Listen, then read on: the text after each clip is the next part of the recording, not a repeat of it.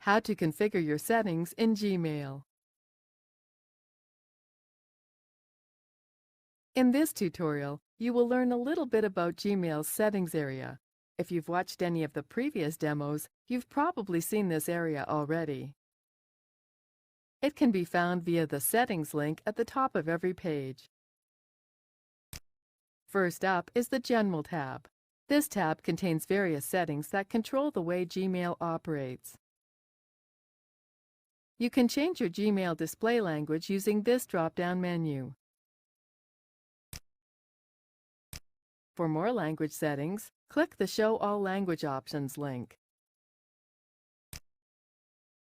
Here, you can enable transliteration and support for right-to-left editing. Next on this tab is the maximum page size option. The default setting is to show 50 conversations per page. Let's change that to 100. Keyboard shortcuts can help you save time, but they may not work with certain kinds of keyboards. Scroll down.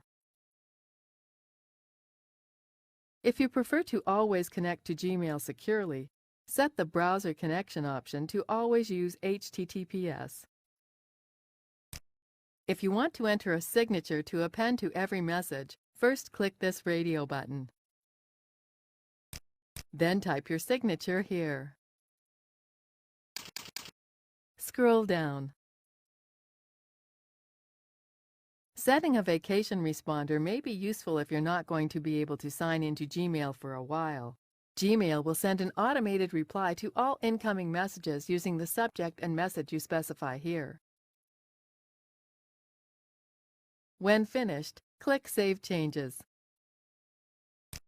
Your Gmail session may need to be restarted depending on the settings you changed. Return to the Settings page. This time, go to Accounts and Import.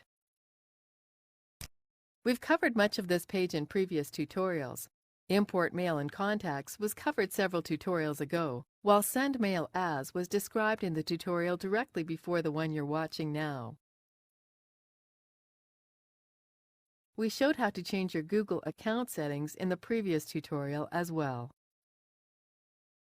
Check Mail using POP3 allows you to configure Gmail to check your other mail accounts for mail on a regular basis. New mail will appear automatically in Gmail. Here, you can also add additional storage to Gmail. This does cost money, however. Scroll up. The Labels and Filters tabs were covered in previous tutorials, while Forwarding and Pop IMAP, Chat, and Themes will be covered later. Let's go to the Web Clips tab. The Web Clips feature shows Google-sponsored links, Gmail tips, and custom content at the top of most pages. It's enabled by default. Click this checkbox to disable Web Clips. Now, on to Labs.